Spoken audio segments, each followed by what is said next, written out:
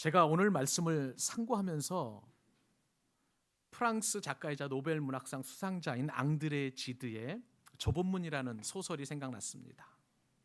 이 소설의 주인공은 제롬이라는 소년입니다. 제롬은 파리에서 생활하게 되었는데 14살 소년이었고요. 해마다 여름이면 방학을 이용해서 이제 저 노르망디라는 그 해안가에 있는 시골로, 거기는 외삼촌 집이 있고요. 그곳으로 휴가를 떠나게 되었습니다. 한 해 두 해 이렇게 지나가다 보니까 어느덧 사촌들과 친하게 되었는데, 그 가운데 이 제롬보다도 2살 누나인 알리사와 사랑에 빠지게 되었습니다. 그리고 제롬이 이 알리사에게 청혼을 하게 되었어요. 근데 알리사의 입장에서 보면은 제롬이 싫지 않았고요, 또 그 사랑이 또 나쁘지 않았습니다. 그래서 그 청혼에 대하여 고민하다가, 아직 우리는 나이가 어리니까 나중에 우리 성인이 돼서 한번 결정하자라고 이렇게 유보를 하게 되었습니다. 사실요, 이 알리사가 이 제롬의 청혼을 거절한 또 다른 이유가 있습니다. 그것은 이 알리사의 동생 줄리에트라는 그런 여동생이 있는데요, 이 줄리에트가 남모르게 제롬을 사랑하고 있었기 때문에 그렇습니다. 그래서 언니 입장에서 볼 때에 알리사는 동생을 위해서 한 발 물러서는 결정을 내리게 된 것이죠. 그런데 이 줄리에트가 굉장히 영민합니다. 언니와 사촌 오빠가 서로 사랑하는 사이임을 알고 자신은 이제 사랑도 하지 않는 농장주 테시에르와 결혼을 하게 되었습니다. 이 제롬은 이제 파리에서 이제 학교 생활을 하게 되었고요. 그리고 군 입대를 통해서 알리사와 제롬 사이에 이제 거리가 있게 되었습니다. 둘은 서로 연애 편지를 주고받으면서 사랑을 나누게 되었습니다.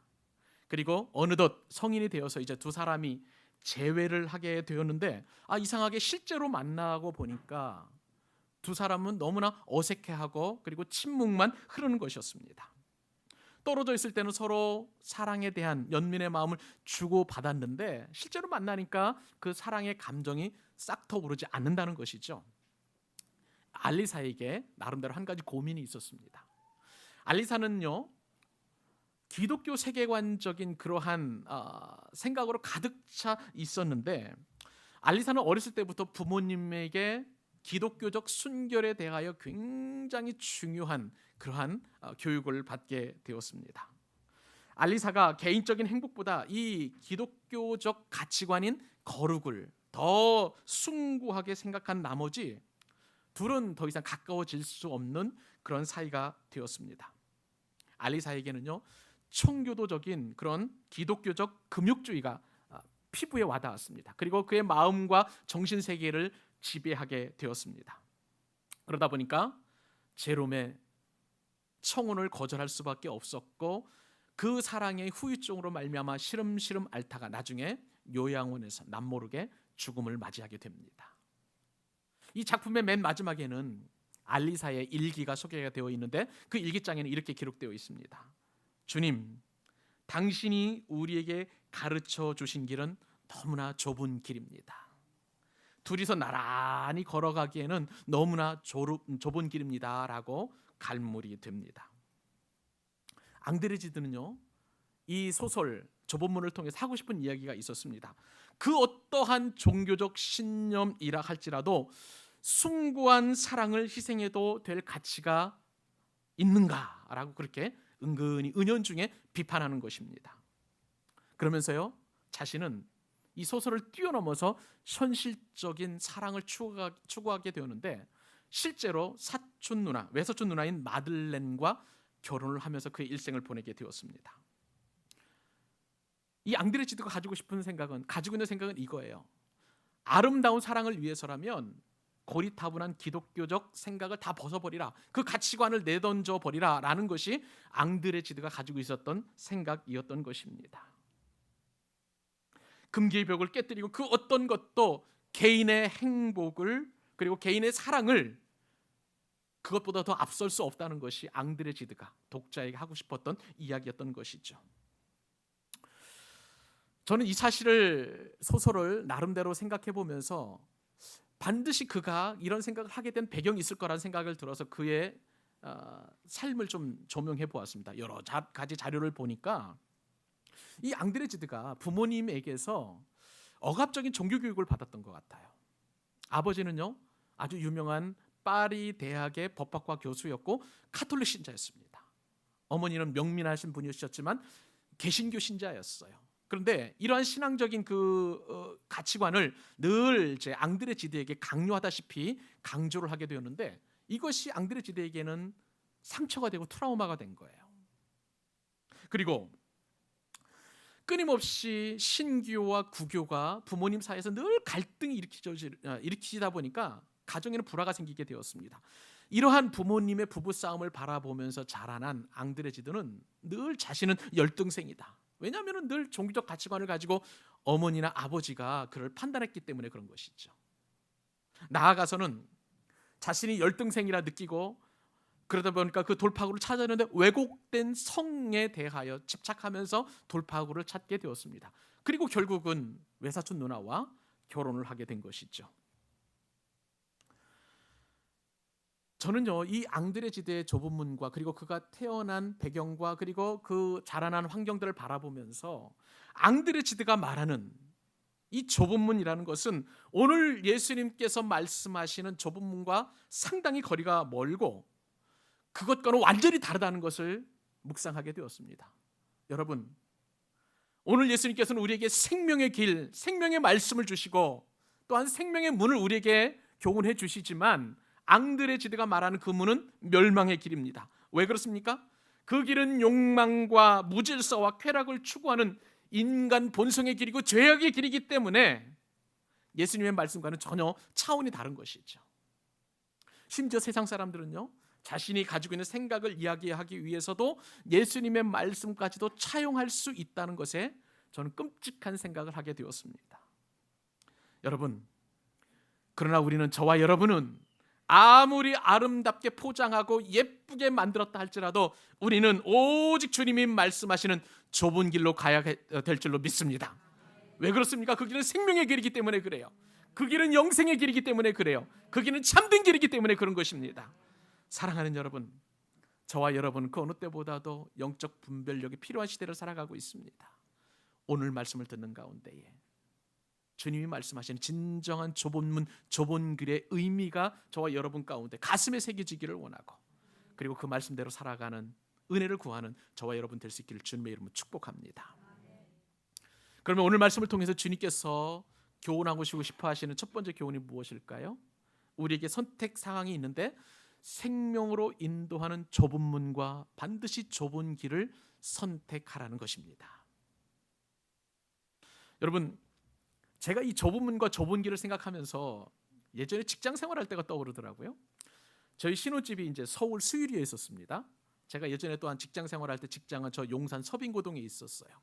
수유리에서 서빙고로 가는 길은 여러 갈래길이 있습니다. 그 중에 제가 이제 선호하는 길이 두 길이 있었었는데, 하나는 그냥 그대로 가는 거예요, 직선대로. 그래서 수유리에서 출발해가지고 미아리에서 또한 이제 그 고려대 옆을 통과하면 경동시장이 나옵니다. 그리고 경동시장 지나고 나면 옥수동으로 가고요. 옥수동을 거쳐서 보광동 그리고 서빙고동으로 가는 길이 있습니다. 이 길은 굉장히 짧아요. 그렇지만은요, 신호가 많고 중간에 합류하는 사람들이 너무나 많기 때문에 늘 출근 시간을 복잡합니다. 짧은 길이었지만 저는 그 길을 별로 좋아하지 않아요. 이른 새벽에 갈 때면 그 길로 갔었습니다.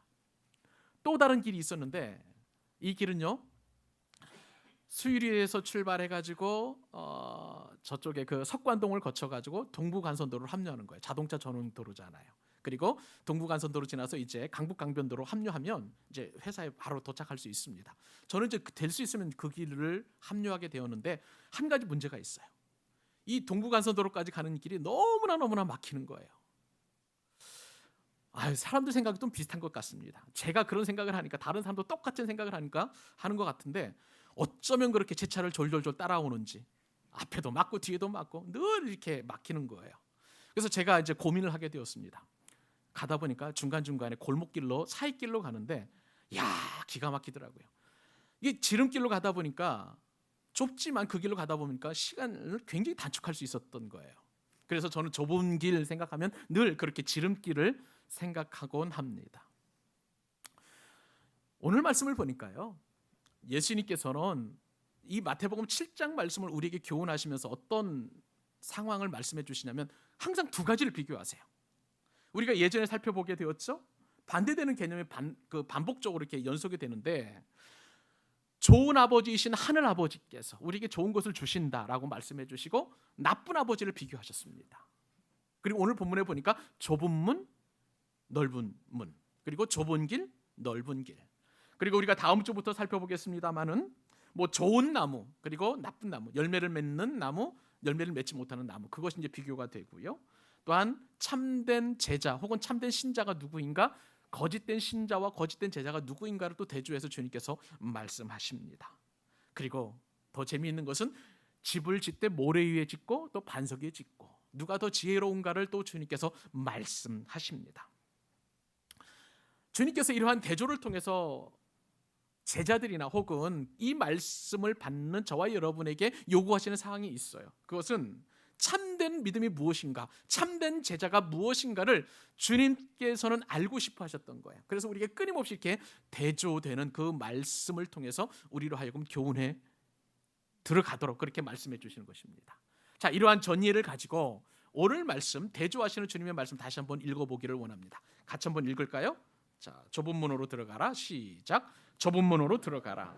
멸망으로 인도하는 문은 생명으로 인도하는 문은 좁고 길이 협착하여 찾는 자가 적다. 여러분, 이 말씀을 보니까요, 이 세상의 삶은, 우리의 삶은 딱 두 가지로 요약이 됩니다. 하나는 좁은 문을 통과해서 좁은 길로 가는 거예요. 다른 하나는 넓은 문을 통과해서 넓은 길로 가는 것입니다. 좁은 문을 통과해서 좁은 길로 가면 그 끝은 어디냐면 생명이라는 거예요. 그러나 넓은 길을 통과해서 넓은 길로 가면 그 끝은 영원한 멸망임을 주님께서 말씀하고 계십니다. 이 두 길이나 두 문에 대한 조합은 없습니다. 예를 들어서 좁은 문을 통과한 사람이 넓은 길로 갈 수도 없고 넓은 문을 통과한 사람이 좁은 길로 갈 수도 없다는 것입니다. 좁은 문 통과해서 좁은 길로 가면 영생이고 넓은 길 통과해서 넓은 길로 가면 멸망이다. 딱 두 길이다 라고 그렇게 주님께서 말씀하고 계십니다. 그러면요, 우리는 선택을 해야 되는 거예요. 어떤 선택을 해야 됩니까? 넓은 길로 가야 될 것인가? 좁은 길로 가야 될 것인가? 넓은 문으로 갈 것인가? 좁은 문으로 갈 것인가? 선택을 해야 한다는 것입니다. 사랑하는 여러분, 좁은 길로, 오직 좁은 문을 통과해서 좁은 길로 가면 생명이 있는 줄 믿으시기 바랍니다.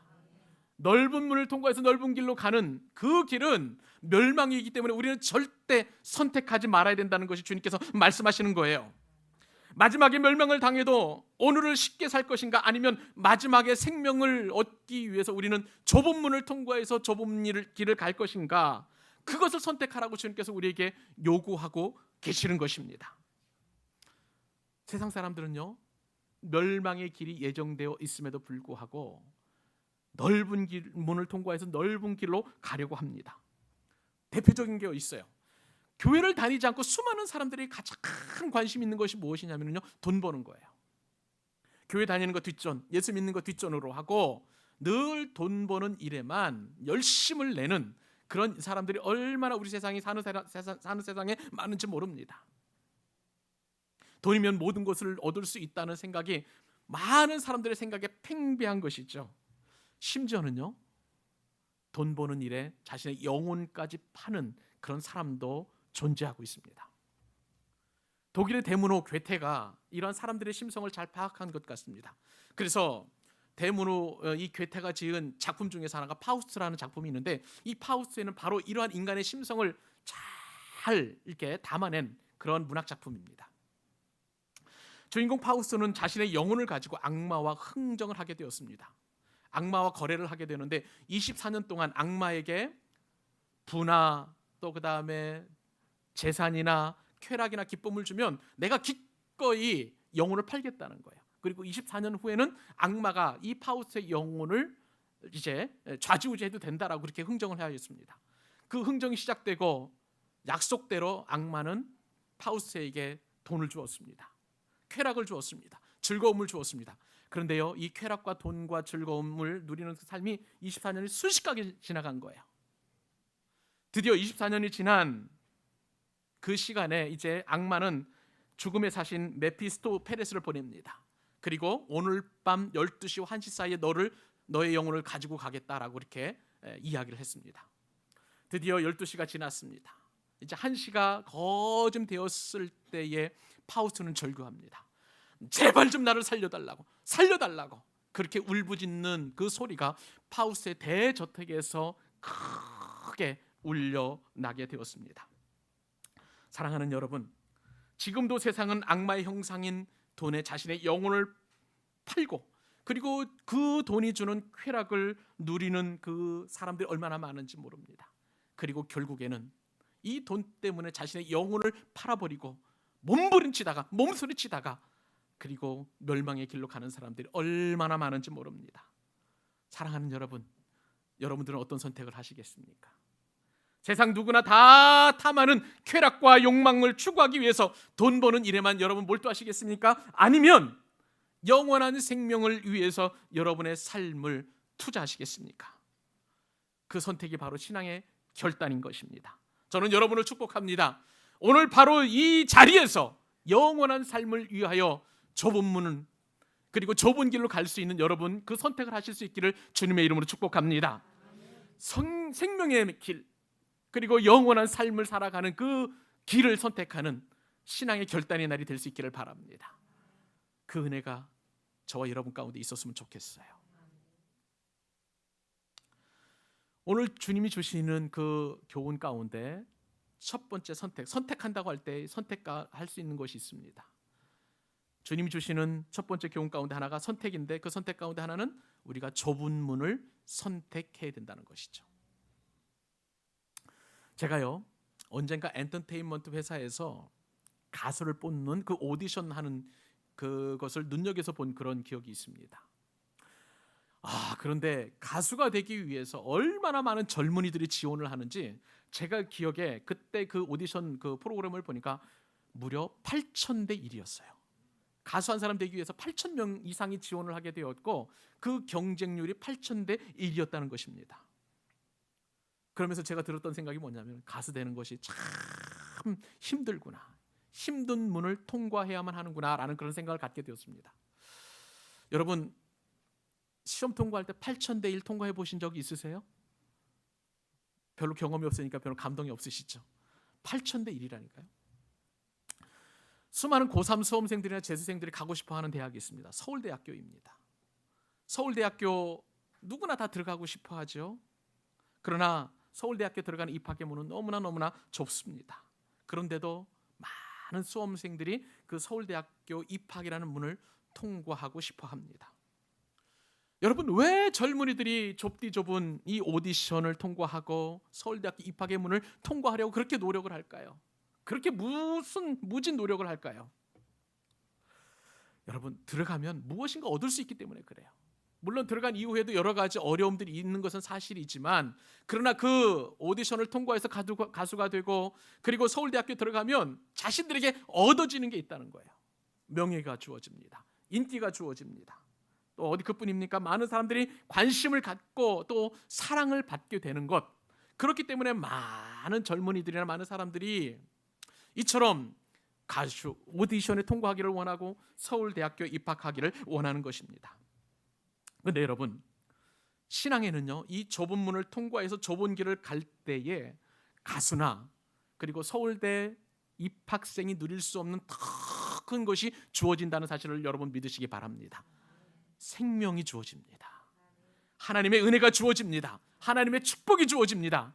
이루 말할 수 없는 신령한 좋은 것들이 우리에게 주어진다는 사실 여러분 믿으시기 바랍니다. 그러므로 저와 여러분의 첫 번째 신앙의 선택사항은 좁은 문을 선택하는 거예요. 여기서 여러분, 문이 무엇입니까? 문은 상징이에요. 우리 인생 가운데 문이 실제적으로 있다는 것 아닙니다. 물리적인 공간이 있다는 것 아니에요. 예수님 당시에 이 문은요, 성문을 말합니다. 그때 당시에는 많은 전쟁들이 있었어요. 근데 각 국가마다 혹은 각 도시마다 성을 쌓고 그리고 그 성을 드나들 수 있는 성문을 다 마련해 놓았습니다. 그 성문은 좀 크죠. 그래서 마차도 다닐 수 있고 사람도 많이 지나다닐 수 있고, 그래서 큰 성문을 만듭니다. 그래서 전쟁 중에 있다 할지라도 낮에는 사람들이 그 성문을 통과해서 밖에 나가서 농작지에서 어떤 농업을 하고 그 다음에 장사를 할 수 있도록 사람들이 왕래를 합니다. 그러나 밤에는 다르죠. 왜냐하면 수시로 적이 침입할 수 있기 때문에 항상 성문은 굳게 닫혀 있습니다. 왜요? 성의 전체적인 안전을 위해서, 안위를 위해서, 생명을 보존하기 위해서 성문은 항상 닫게 되어 있습니다. 그런데 그런 상황 속에서도 이 성문을 열어 놓아야 될 때가 있는데 급한 일이 생겨가지고 성 밖으로 나가야 될 일이 생기거나 혹은 적진을 정탐하고 온 아군들을 성 안으로 불러들일 때에 성문을 어차피 열어야 돼요. 근데 여러분, 이 성문을 여는 게 쉽지 않아요. 왜 그러냐면 적군이 언제에 매복되어 있는지 모르기 때문에 항상 성문을 여는 것은 굉장한 주의를 필요합니다. 그래서 사람들은 생각을 해냈어요. 이 큰 성문 옆에다가 아주 작은 쪽문을 만들어 가지고 좁은 문을 통해서 사람들이 들락달락 할 수 있도록 안전장치를 마련해 놓은 것입니다. 그러므로 이 성문에 들어오는 그 쪽문을 통해 들어오는 사람은 안전과 평화를 얻을 수 있지만 평상시에는 그 문을 항상 닫아놓는 그런 문이 되었던 거예요. 이러한 상황을, 이러한 상징을 예수님께서는 감안하시고 주님께서 오늘 본문 가운데 이 말씀을 하시고 계시는 것이죠. 좁은 문으로 들어가라. 생명으로 인도하는 문은 좁고 길이 협착하여 찾는 사람이 적다라고 주님께서 말씀하고 계시는 것입니다. 여러분, 주님께서는 좁은 문으로 들어가는 것이 생명의 문이라고 그랬어요. 그것은 바로 천국의 문이자 그리고 또한 구원의 문이라는 것을 주님께서 분명히 말씀하고 계시는 것입니다. 그렇다면 여러분, 주님께서 말씀하시는 이 좁은 문, 천국의 문, 구원의 문, 도대체 구체적으로 무엇을 말씀하시는 것일까요? 이 문은 바로 예수 그리스도이십니다. 주님께서 주님을 스스로 이렇게 표현하셨어요. 요한복음 10장 7절 9절 말씀에 따르면 주님이 자신이 이렇게 말씀하십니다. 그러므로 예수께서 다시 이르시되 내가 진실로 진실로 너에게 말하노니 나는 양의 문이라. 무슨 문이라고요? 양의 문이라는 거예요. 내가 문이니 누구든지 나로 말미암아 들어가면 구원을 받고 또는 들어가며 나오며 꼴을 얻으리라. 아멘. 사랑하는 여러분, 예수님께서는 양의 문이라고 말씀하셨습니다. 2000년 전에 양에는 지금처럼 전기 울타리가 없었어요. 철조망 울타리가 없었습니다. 나무를 세워놓고 거기다 나무와 나무를 연결해서 울타리를 만들었던 것이죠. 그리고 그 울타리에는 문이 없었습니다. 대신 목자가 그 양떼들을 낮에 풍성하게 꼴을 먹은 그 양떼들을 다 데리고 와서 목자가 친히 문이 되어서 그 문으로 울타리 안으로 들어가게 만들었다는 거예요. 즉 목자는 바로 문이 되는 거예요. 그래서 예수님께서는 나는 목자로서 양의 문이다라고 말씀하여 주셨습니다. 그러므로 나를 통해서 들어가는 것은 이제는 더 이상 늑대와 이리가 침탈하지 못하도록 하게 하는 안전으로 들어가는 거예요. 구원으로 들어가는 거예요. 양의 생명을 보존하는 길로 들어가는 것이라 말씀하셨고 나로 말미암아서 생명의 꼴을 얻고 풍성에 얻는 것이라고 주님께서 말씀하신 것입니다. 사랑하는 여러분, 양의 문이신 예수님은 바로 천국의 문이요 구원의 문이요 하늘 문인 줄 여러분 믿으시기 바랍니다. 누구든지 양의 문이신 예수님께로 그리고 예수님을 통과하면 구원이 보장되게 되는 거예요. 이 문에 들어가는 자마다 하나님의 자녀가 되어서 하나님께서 약속하신 모든 축복을 누리게 되어 있는 것입니다. 어떤 복입니까? 이루 말할 수 없는 기쁨을 누립니다. 예수님만이 주실 수 있는, 세상이 줄 수 없는 평안을 누리게 되는 것입니다. 감사가 우리에게 주어집니다. 그리고 하늘의 신령한 복이 주어집니다. 우리의 모든 죄는 다 용서받게 되어 있습니다. 그리고 예수님을 통해서만 오직 우리가 천국에 가고 영원한 삶이 주어진다는 사실입니다. 그런데 여러분, 이 문은 너무나 좁아요. 너무나 좁습니다. 그리고 길이 너무나 협착하기 때문에 찾는 사람이 적어요. 이 문은 어느 정도 좁은가 하면 낙타가 바늘길을 통과할 정도로 좁습니다. 불가능하다는 거예요. 사람의 힘으로는 이 문을 통과할 수 없다는 거예요. 오직 예수님만이 그 문이시고 그리고 그 문을 열어주신다는 것을 예수님께서는 분명하게 말씀하시는 것입니다. 사랑하는 여러분, 지금 예수님을 믿는 사람은 좁은 문을 통과해서 좁은 길을 가는 길임을 여러분 믿으시기 바랍니다. 바로 이 자리에서 하나님 앞에 예배하는 저와 여러분이 좁은 문이신 예수님을 통과한 사람인 줄 믿으시기 바랍니다. 할렐루야. 주님께서 이 은혜를 저와 여러분에게 주신 거예요. 사랑하는 여러분, 천하 사람 중에 구원을 얻을 만한 다른 이름을 하나님께서 우리에게 주신 바가 없어요. 예수 그리스도의 그 이름이 바로 구원의 이름인 것입니다. 우리는 우리 스스로 구원 문제를 해결할 수가 없어요. 내가 능력이 많아서 부모로서 자식들을 구원할 수 없습니다. 자식들이 능력이 많고 돈이 많아서 나를 구원할 수도 없는 거예요. 오직 예수님만이 저와 여러분의 영혼을 구원할 수 있는, 우리의 모든 삶을 구원할 수 있는 진정한 구주이심을 믿으시기 바랍니다. 이 자리에 계신 예배자들 중에서 혹시 이 문제가 해결되지 못했다면, 아직 좁은 문을 선택하지 못했다면 이 시간 여러분을 축복합니다. 좁은 문이신 예수님을 선택하십시오. 예수님을 믿으십시오. 예수 그리스도를 나의 구주, 나의 하나님으로 영접하실 수 있기를 바랍니다. 좁은 문이신 예수님께서 여러분에게 양의 문이 되어 주셔서 여러분을 구원의 길로 인도하여 주실 줄로 믿습니다. 오늘 말씀을 통해서 우리가 예수님 말씀하시는 또한 또 다른 선택의 문제를 해결해야 합니다. 그것은 바로 좁은 길을 선택해야만 하는 것입니다. 여러분, 좁은 문을 선택한 저와 여러분은 어떤 길을 선택해야 된다고요? 좁은 길이에요. 좁은 길. 여러분, 저와 여러분 이제 좁은 문으로 들어갔다면 이제는 좁은 길로 가야만 합니다.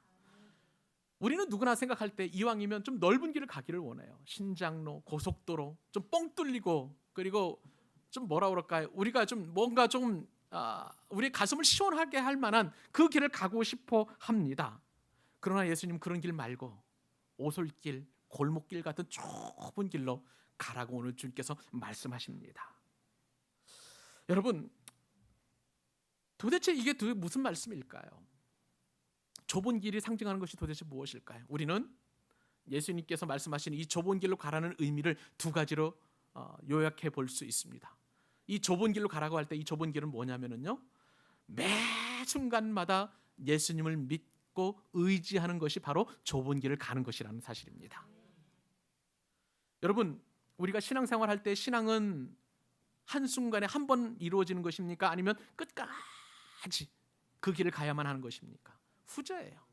끝까지 계속 가야만 하는 것입니다.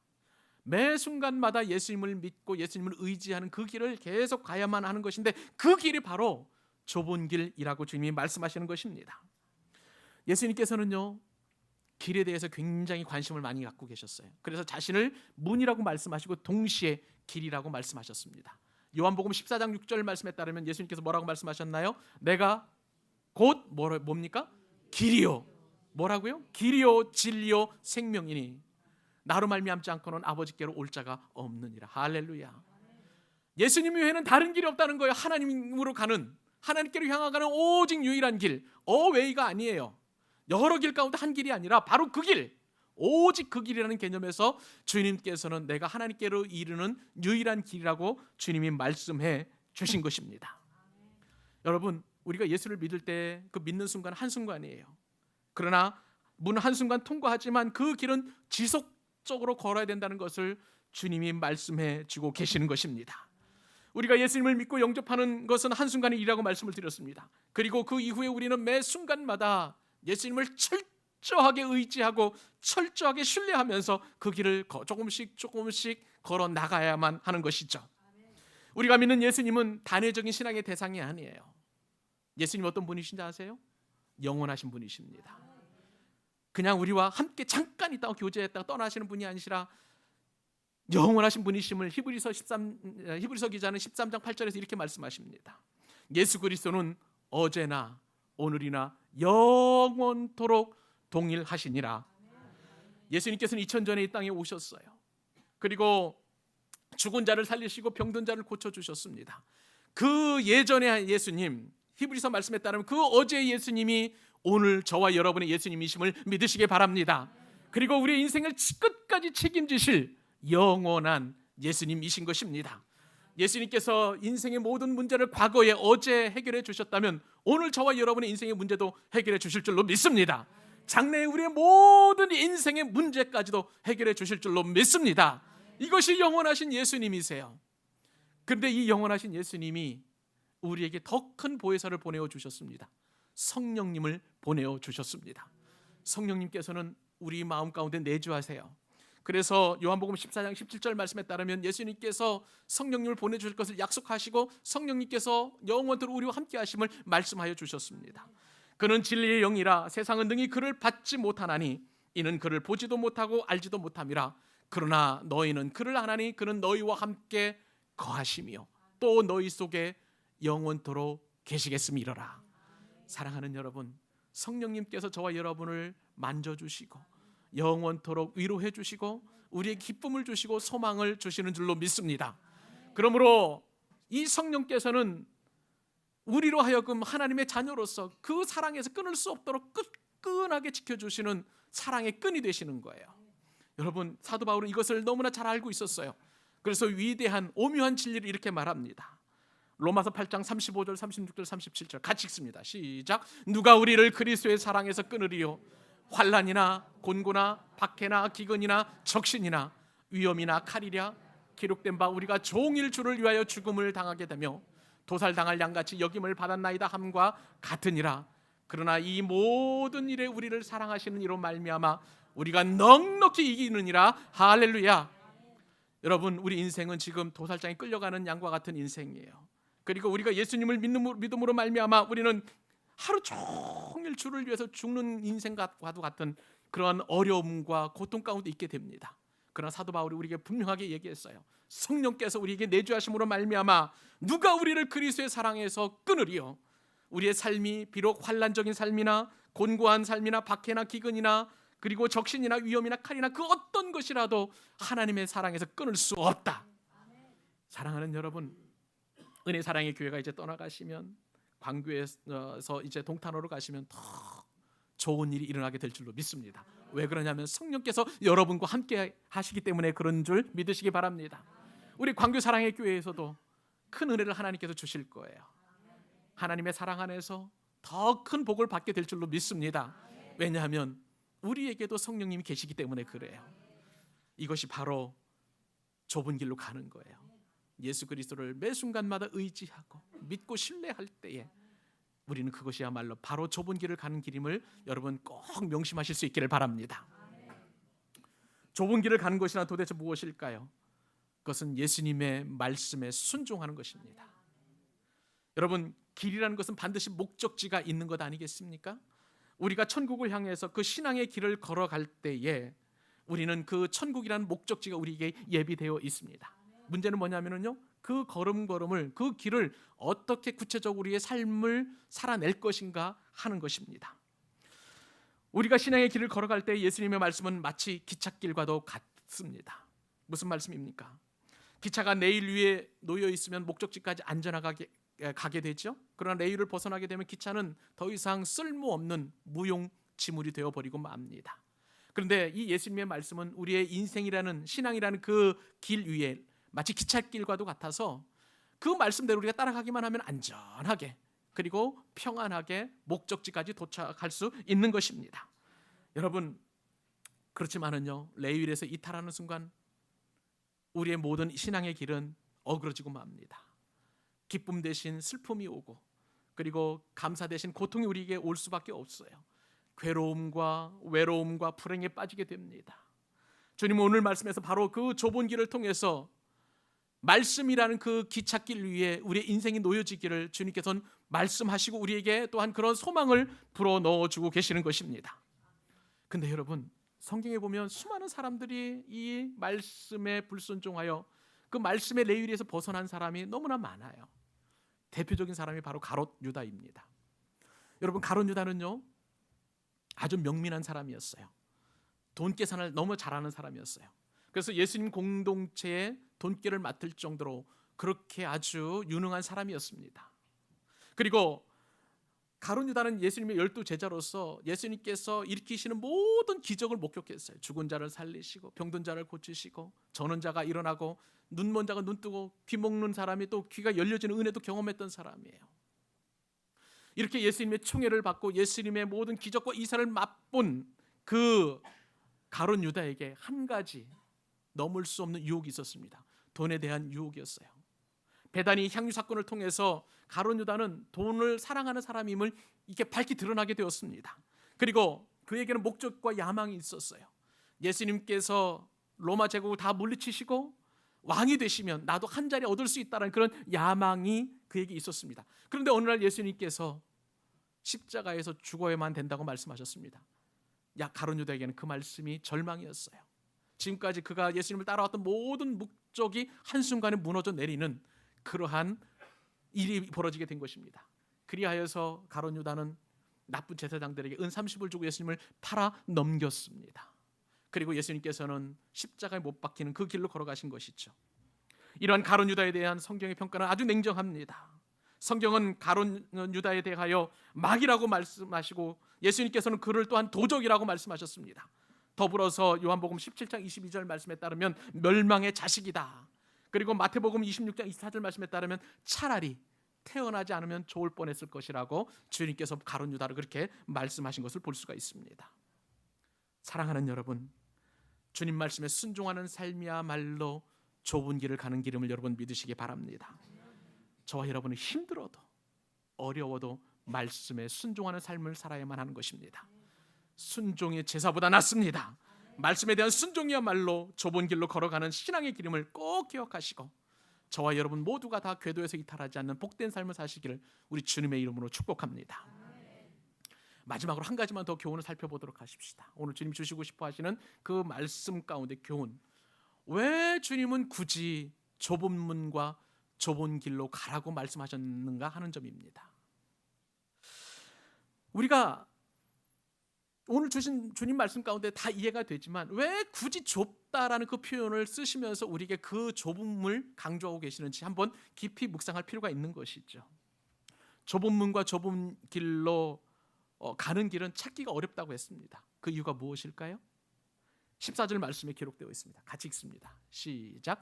생명으로 인도하는 문은 좁고 길이 협착하여 찾는 이가 적음이라. 이 좁은 문은 길이 좁고 협착할 뿐만 아니라 찾는 자가 적다는 거예요. 찾는 자가 적다는 거예요. 여러분, 여기서 우리가 찾는 이가 적다라는 것을 한번 주목해서 한번 생각해 보십시다. 찾는 사람이 적은 까닭은 사람의 눈에 잘 띄지 않기 때문에 그렇습니다. 고속도로와 같은 그 길이라면 누구나 다 인식하는 그러한 길이 되겠죠. 우리 광교 사랑의교회를 설명할 때에도 가장 쉬운 설명은 이 영동고속도로 동수원 톨게이트 빠져나오면 됩니다라고 말씀하시고 거짓 다 알아들어요. 넓은 길이 있기 때문에 그렇죠. 그런데 오솔길은 일부러 찾지 않는 한 잘 보이지 않는다는 거예요. 그리고 소수의 사람만이 갈 수 있는 그 길입니다. 여러분, 왜 좁은 길은 잘 사람들 눈에 띄지 않을까요? 실제로 좁은 길은 이처럼 숨겨져 있는 것일까요? 주님께서는 그 말씀을 하시는 게 아닙니다. 이 좁은 길이라는 것은 예수 그리스도를 믿고 영접한 사람에게 이 길은 더 이상 좁은 길이 아니에요. 넓은 길입니다. 그 길을 누구나 다 갈 수 있는 길입니다. 그러나 세상 사람들은 그렇지 않아요.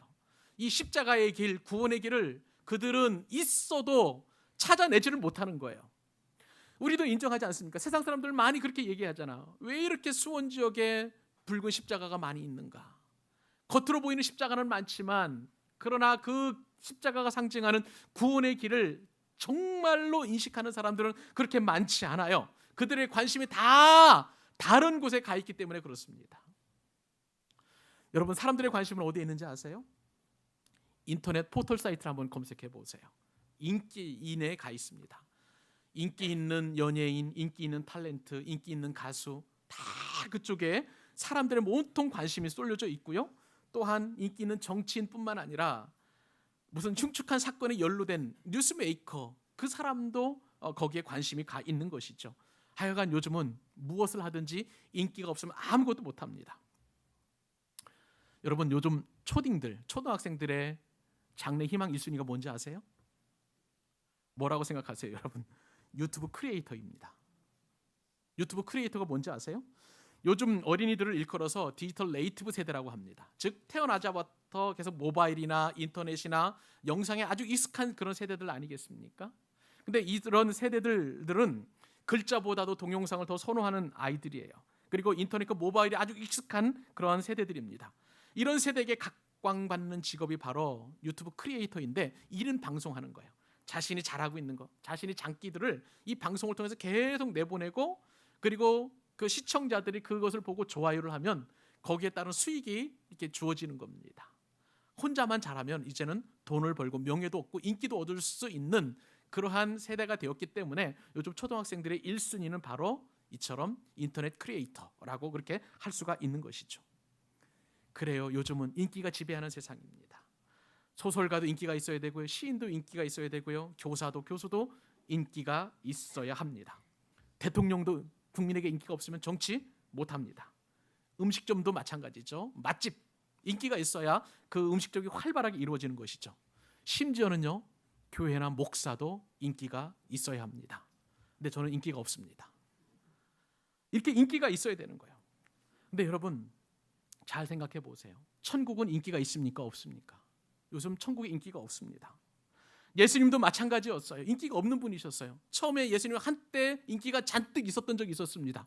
오병이어의 기적을 일으키시고 난 이후에 많은 사람들이 예수님을 따랐어요. 그리고 예수님을 이제 왕으로 세워서 로마를 물리치고 그리고 이스라엘의 왕이 되어주기를 소망했습니다마는 그러나 한순간 그 인기가 다 허물어져 갔습니다. 언제부터요? 예수님께서 십자가 지기로 말씀하신 그 순간부터. 요한복음 6장 66절 한번 보세요. 예수님께서 인기가 한순간에 사그라지는 것을 볼 수가 있습니다. 같이 읽습니다. 시작. 그때부터 그의 제자 중에서 많은 사람이 떠나가고 다시 그와 함께 다니지 아니하더라. 사랑하는 여러분, 예수님도 인기가 떠나갔고요. 교회도 마찬가지입니다. 교회가 영생이나 천국을 이야기하면 사람들이 싫어합니다. 교회에서 교양이 축적될 수 있도록 도덕과 윤리를 이야기해주고 또한 세상의 정의를 말해달라는 거예요. 아니면 일주일 동안 우리가 피곤하게 일해왔으니까 위로해 줄 수 있는 설교를 해달라고 많은 사람들이 요청하지만 그러나 천국 가는 그 길이 좁은 길이라고 이야기하면 싫어합니다. 돈을 많이 벌고 영혼이 잘 되고 우리가 건강해지고 복받는 그런 이야기는 좋아하지만 지옥이나 죄에 대해서 그리고 천국에 대해서 이야기하면 그 자체를 싫어하는 거예요. 사랑하는 여러분, 은혜 사랑의 교회와 광교 사랑의 교회는 이러한 시대를 역류해가는 교회가 될 수 있기를 주님의 이름으로 축복합니다.